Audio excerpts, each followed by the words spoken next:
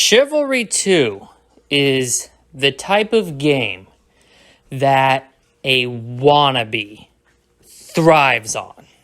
But I don't even understand that. Could you imagine? Take a step back and just think for a few seconds. The type of individual built from the ground up, made to play Chivalry 2 on day one.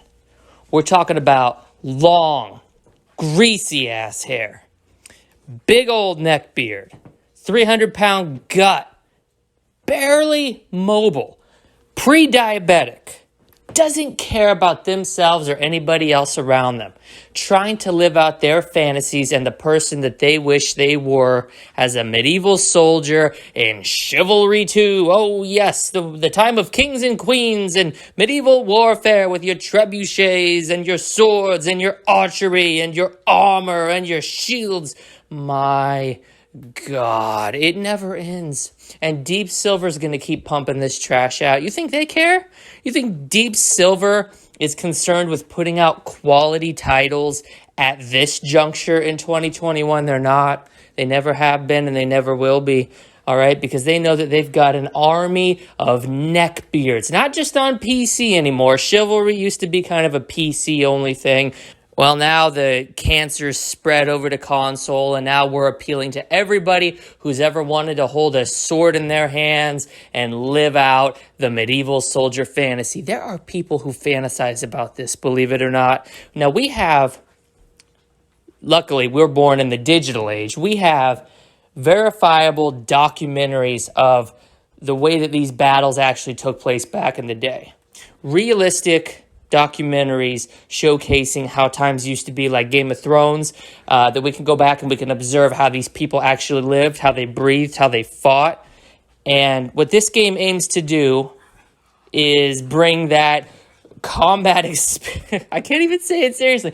Bring that combat experience through virtualization to life. I can't believe I'm saying these words. There are people out there willing to pony up their hard-earned dough to go back 2,000 years and pretend like they're a medieval soldier fighting for some fat-ass king who's doing nothing but sitting up in his castle, eating all the food, commanding the peasants to pay him more taxes. Oh, my disappointment is immeasurable and my day is ruined. All right, this is just horrible. The entire concept of Chivalry 2 shouldn't exist, but the fact that it does just goes to show that you people are lining up once again. Round them up. Cattle calls come through. The church bells are ringing. Time to go tithe to the Deep Silver Church. Hand over some money so we can go pretend to be a medieval soldier. What are you, 12? How old are you that you're wanting to play dress up in a video game pretending that you're some knight of the round table? This isn't King Arthur. This isn't Robin Hood. What are you people doing? All right? But like I said, we don't even need to wonder if this is fun to play or not. We have actual footage of what these battles used to take place at. We have actual kings. You go back, you look up the history. King Robert Baratheon, an actual figure who existed. You can look up his entire reign. There are books written about it. You don't need to try to emulate what that combat scenario looked like when he raided the Targaryen castle. You don't need to do any of that. All right? It's already in video and written form. But, alas, people aren't smart enough. People don't like to read. You see, high IQ individuals like myself, we're top of the class. We graduated literally at the head of our class, and it was effortless. We don't play video games. We read. We don't read fiction either. We don't read any trash by Stephen King. We don't read anything by Dean Koontz. We damn sure are not reading anything from James Patterson. We read nonfiction for pleasure, all right?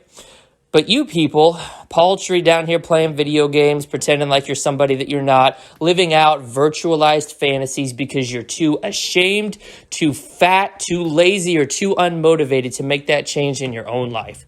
You want to play soldier? Put the controller down, go enlist in the army, and tell me how much fun you're having.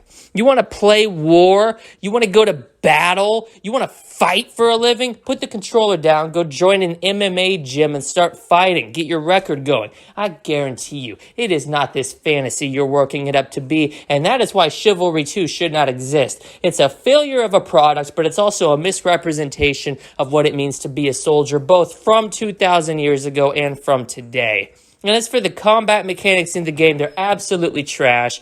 It doesn't feel like you're actually in control. Feels weightless as hell. It's not fun, doesn't respond, glitches everywhere. Just an all-around failure, an abysmal failure of a video game. But it's one that I've played so you don't have to. I give Chivalry 10. 4 dismembered limbs out of 10. It gets a little bit of effort because the art style is nice to look at and it does make you think, but it loses major points for being an unplayable mess of a game that only low IQ individuals would have a passing interest in.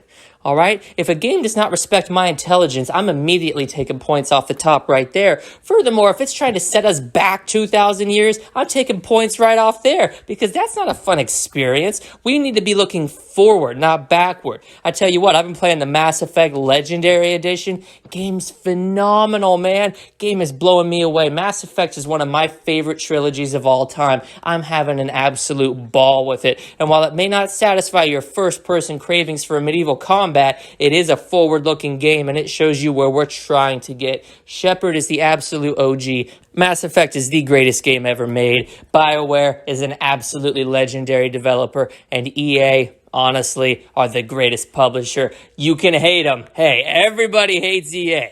But at the end of the day, they make some damn fine games. Don't buy Chivalry 2. It's a waste of money, and it'll insult your intelligence. Do go buy Mass Effect Legendary Edition, the best alternative to that game. While it will not scratch the same itch, it will scratch an itch that you've had since 2007 when you first completed the original, and you thought, can it really get better? Spoiler alert, it can.